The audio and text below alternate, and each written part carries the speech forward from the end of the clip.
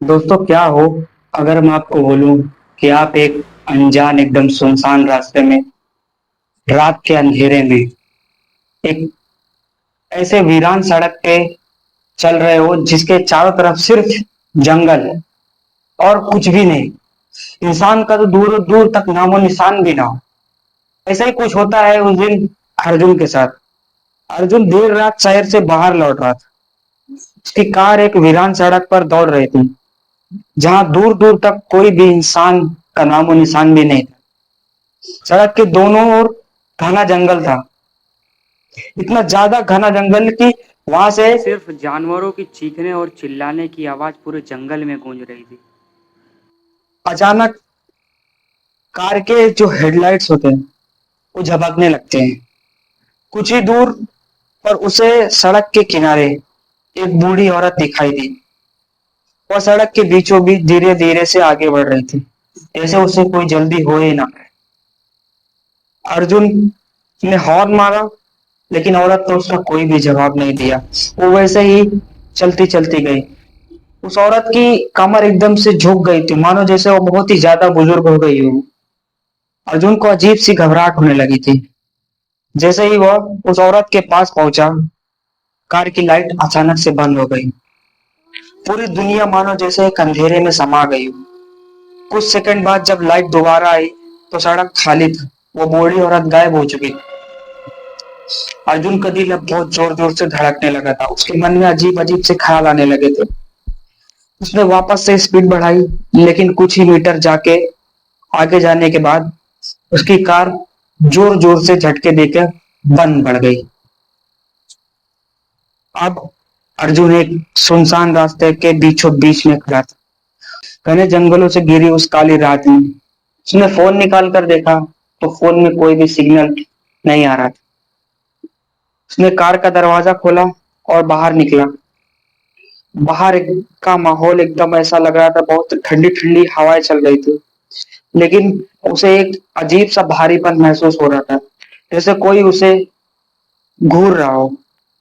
उसने चारों ओर नजर दौड़ाई, हर तरफ बस अंधेरा ही अंधेरा था। फिर उसे जंगल के अंदर से कुछ सरसराहट की आवाज सुनाई देती, जैसे कोई उसकी तरफ चल कर आ रहा। पहले वो आवाज थोड़ी दूर से आती है, एकदम हल्की हल्की आवाज आती है। अर्जुन ने इग्नोर किया। अर्जुन फिर अपने कार की तरफ बढ़ने लगता है। फिर अब वो आवाज धीरे धीरे बढ़ने लगती है। ऐसा लग रहा हो जैसे मानो कोई उसके नजदीक तक चल के आ रहा हो।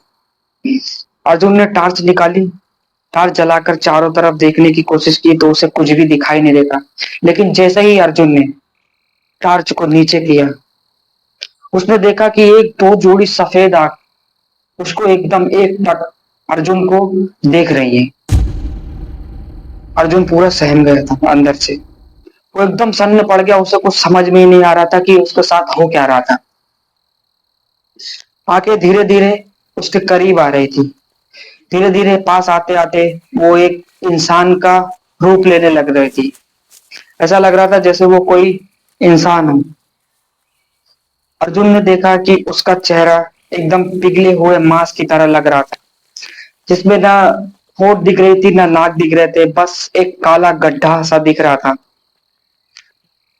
अर्जुन ने मुड़कर भागने की कोशिश की, लेकिन उसके पैर जैसे मानो एकदम जमीन में चिपक गए हों, जैसे कोई उसको उस जमीन से बिल्कुल जकड़ लिया हो।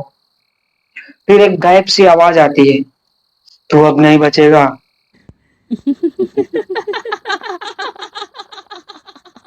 अर्जुन ये आवाज सुन के और ज्यादा डर जाता है। अचानक एक ठंडी सी सांस उसके बिल्कुल गर्दन के पास महसूस होती है। उसने धीरे धीरे सर घुमाया और उसकी आत्मा जैसे मानो एकदम से शरीर छोड़ने ही वाली हो।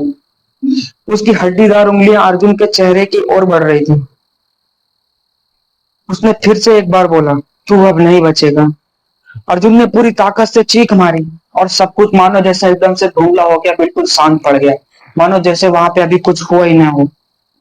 सुबह जब लोगों ने अर्जुन की कार देखी तो वो सड़क के किनारे लगी हुई थी। लोगों ने पास आकर देखा तो कार का गेट खुला हुआ था और कार के सीट पर एक बहुत पुराना मैला कपड़ा पड़ा हुआ था, जिसपे खून के धब्बे लगे हुए थे। कहते हैं कि उस सड़क पे जो कोई भी आज तक रुका है वो कभी वापस आया ही नहीं लौट के।